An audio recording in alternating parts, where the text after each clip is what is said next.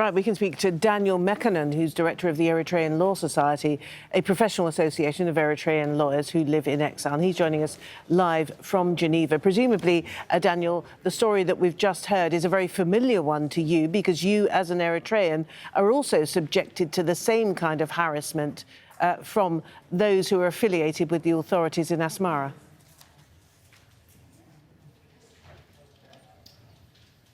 Yes, indeed. It's a very familiar story. I myself have been harassed, intimidated, attacked, at least since 2002, since my time in South Africa, when I was involved in the establishment and the leadership of a new youth movement. And ever since that time, including now when I came to Geneva, before 4 to 5 years, I've been experiencing this at personal level. It's very sad that people like myself, human rights defenders and activists, we cannot even do our jobs, even when we are outside of the country.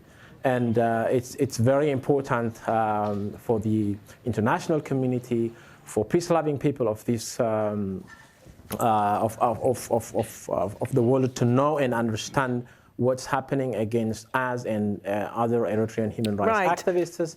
Okay. And I also would like to take this occasion, by the way, to thank Amnesty International for the job they have done. All right, but Daniel, there was a glimmer of hope, wasn't there? What, just about a year ago when Abiy Ahmed came into power in Ethiopia, one of the first things he did was to make peace with Isaias Afwerki in Eritrea, end the conflict between the two countries. But no pressure seemed to have been put on the authorities in Eritrea to change their policies, even though peace was made and they were apparently welcomed back into the international community.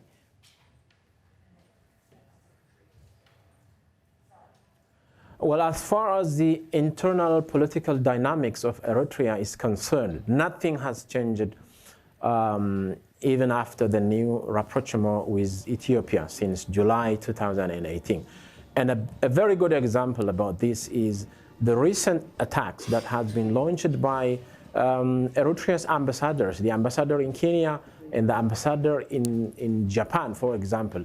They were out on Twitter attacking a certain event, a major meeting of Eritreans that took place in London in April 2019.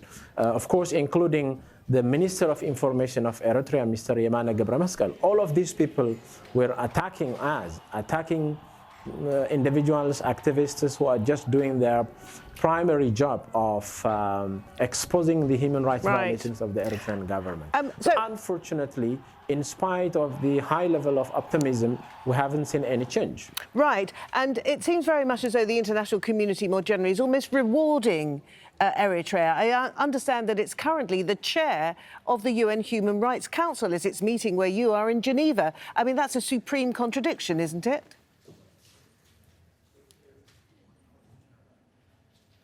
It's a very perplexing contradiction indeed. But I think Eritrea is not chairing the council, but it's a member of the council. But that by itself speaks volumes about the problem in the Human Rights Council of the United Nations in Geneva.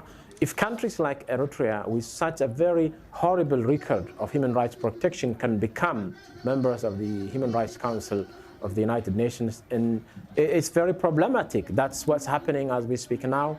And we are just saying that membership in the Human Rights Council itself shouldn't be seen as a shield, as a protection of other responsibilities of the government, which are now well established, for example, by the two major reports that has been published by the UN Commission of Inquiry in 2015 and 2016. However, in spite of this well-established record of the Eritrean government, we also see that Eritrea becoming a member of the Human Rights Council. That's very sad indeed.